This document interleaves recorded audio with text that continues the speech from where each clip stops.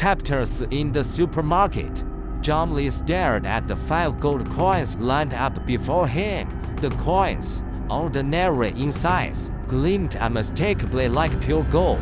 He hadn't yet figured out why he and his supermarket had crossed into another world.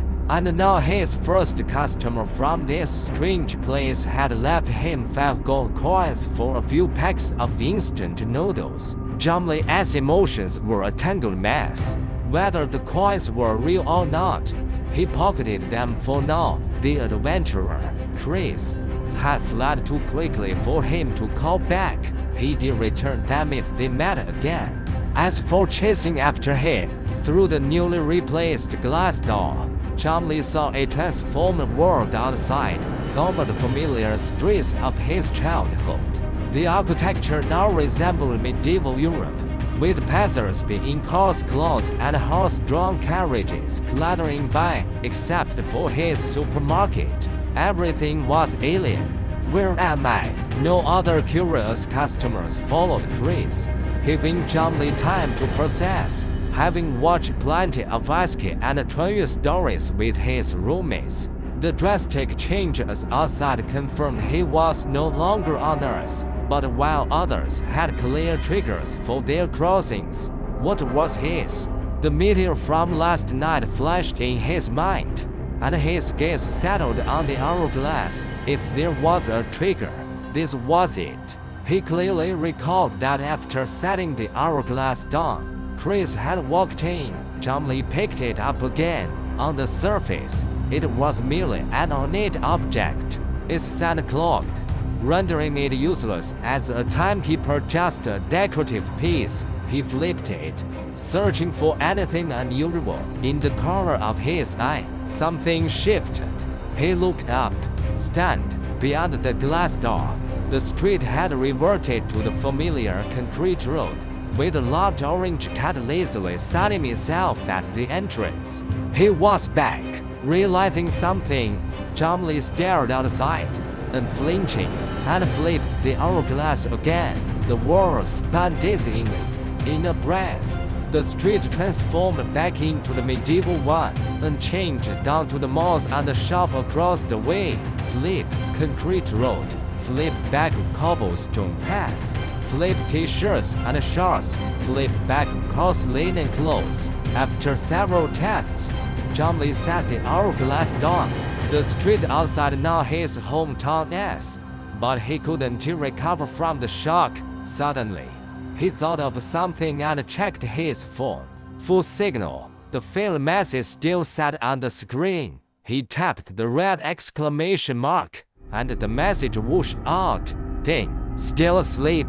Yes, yes, yes, absolutely. God, send me to a world without the civil service exams. I am done studying, truly done. Jomli slowly lowered his phone. Yes, this was us. Xiaozhang, Grandma Chen entered, puzzled to see him at the counter.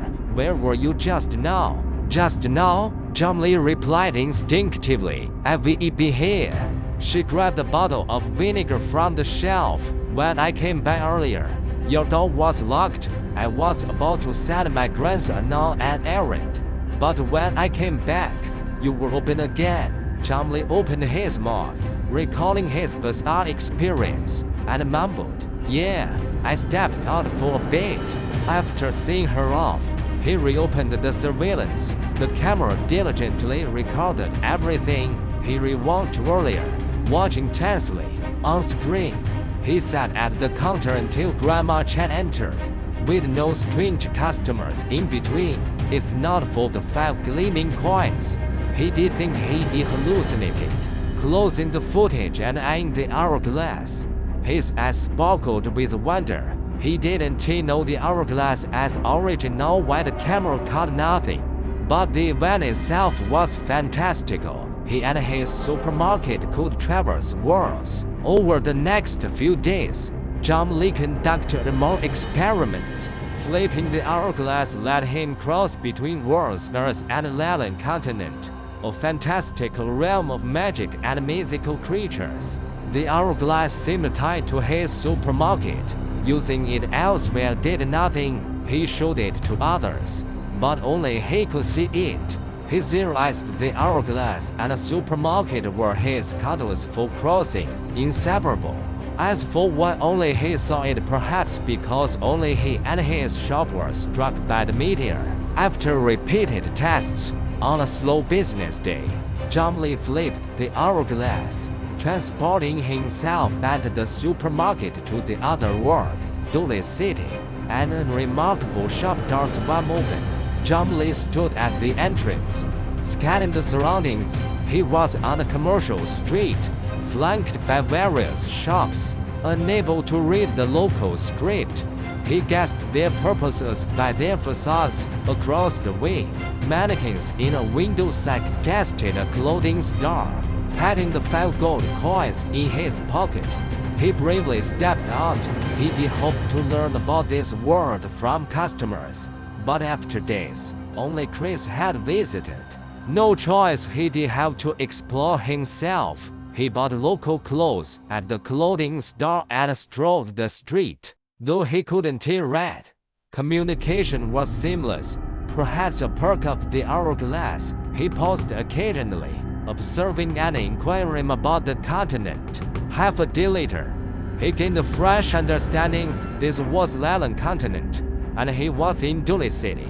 Beyond humans, the world hosted fantastical races, dragons, elves, dwarves. He saw a dwarf emerge from a blacksmith's shop. Other races were rarer, as Dole was a human city, and most non-humans lived reclusively. He bought a map of the Leland continent and some books, mainly to learn the language, to explore this new world. Literacy was urgent. He also grasped Dole's economy. Chris' gold coins were the highest currency, followed by silver and copper. For ordinary folk, 5 gold coins were a fortune, especially for just a few packs of noodles. Jomly felt even guiltier toward the adventurer, but he understood Chris' misconception. Visiting a magic item shop, he saw a glowing magic lamp, just a desk lamp to him priced exorbitantly. Even trivial items cost a fortune. With 5 gold coins a mere fraction, he found intriguing items, like backpacks with spatial expansion, a specialty of this magical world. Too broke to buy, he left under the clerk's disdainful gaze. At dusk, shops closed, and taverns lit up as adventurers returned from outside. Jomly returned to his supermarket. It had a local diner, and opened his new books, notebook out. He began studying. Meanwhile, in a forest outside Dole City, as the sun sank, Chris lit a campfire. He and his companions had taken a beast hunting quest, staying outside the city until it was done. They did pack enough supplies for days in the wild.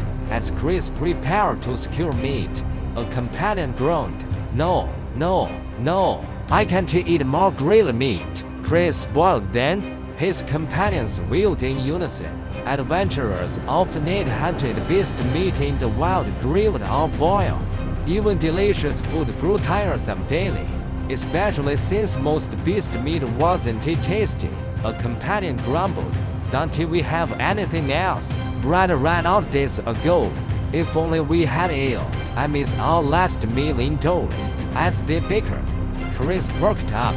Sitting straight, no, his eyes gleamed. "We have something else? What?" Chris rummaged through his pack, carefully pulling out an item under his companion's gazes. "This." He held it reverently. "A food I bought from that mysterious shop. Instant noodles."